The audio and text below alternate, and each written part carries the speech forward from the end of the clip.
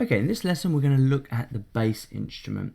So we've got to do a few setup things. So as said in the previous lesson, we've renamed this to say bass now. So it's just a MIDI track, just a standard MIDI track. If you're running out of MIDI tracks for any reason, you can also double click or right click up in this top header and insert another MIDI track. Okay, so that's something you can do if you are running out. So let's just select my bass track again. Now the next thing we have to do is come over to our library and create the sound that we want. So make sure we've got an appropriate sound. Because I'm going for quite a clean sound on all of my drums, I've kind of located a really nice clean bass sound that I want to use. This is the one I'm using here, Bofner Bass. Now a really good thing about Ableton is the preview button. Most of the time this button is on. If that's flashing blue, it's on, and whenever you click on any of these, it will obviously play it for you to give you a sample of what it sounds like. If you turn this off, obviously you won't hear the preview. Let's go back to my Bofner and I'll just double select that to make sure we've got that. Now, after you've selected it, what I'm finding is if I'm going to play along with this, the track is actually slightly too loud and I'm struggling to hear the metronome.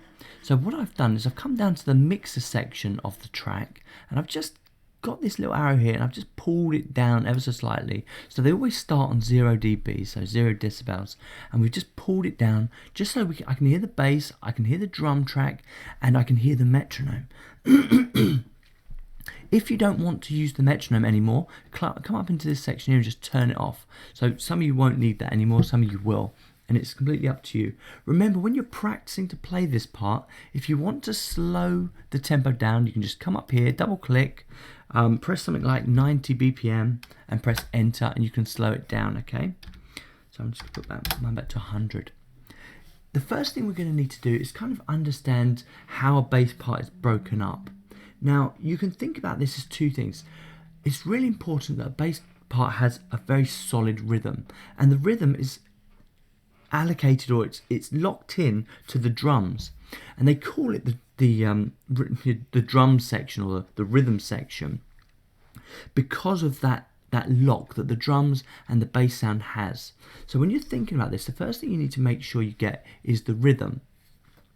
The second is the pitch. Now the pitch kind of takes its form as the root note of a chord. We haven't put any chords in yet, so it's obviously hard for us to kind of say, oh, this is a C major chord, this is a whatever chord. But we're going to go on these first three patterns. The chord progression that we're going to look at is C major for bar 1, F major for bar 2, G major for bar 3, and then C major for bar 4. And we're just going to loop that pattern. So whenever I'm practicing these parts, I will just play with one note and just try and get that rhythm as solid as possibly can. So the note that I'm going to start with is the C note. And we're looking at pattern 1, okay? So we're looking at crotchets, and the crotchet is just on the beat all the time. So if I press, let's take these out of focus. So let's just press stop on all of these. Now, let's just press play on this track so we get the metronome going.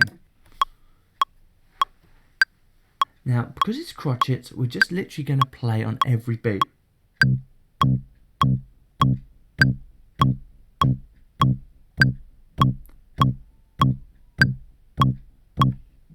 So this is the simplest form of bass parts, and we need to start simple and then get a bit more complex as we go along.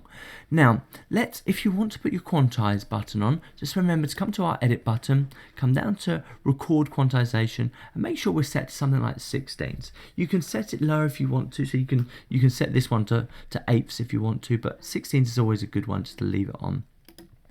And then we're going to try and record this part in. We're going to record it over the drums.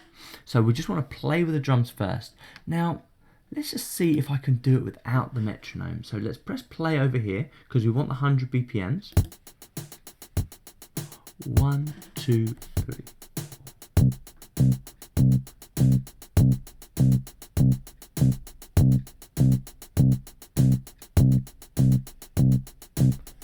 Okay, and that's a really solid rhythm. And when I'm ready, I'm going to press this record button. However, I need a 4-bar loop. Because the pattern 1 is a 4-bar loop, we need to come over to our length and just change it from 1 bar to 4 bars, okay? Make sure we can see all 4 bars, and we can. Now let's just press play again. And this time we're going to play C for a bar, F for a bar, G for a bar, and then C again for a bar. So when we get back to the beginning, we're going to start this. 1, 2, 3, 4.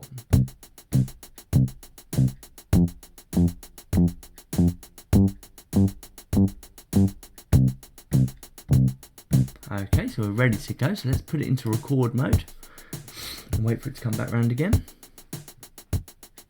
1, 2, 3, 4.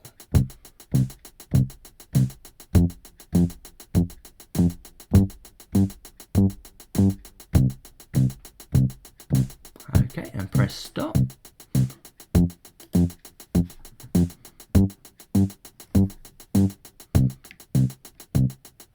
And there we have our first pattern in, and we can rename this. So let's just call this pattern 1.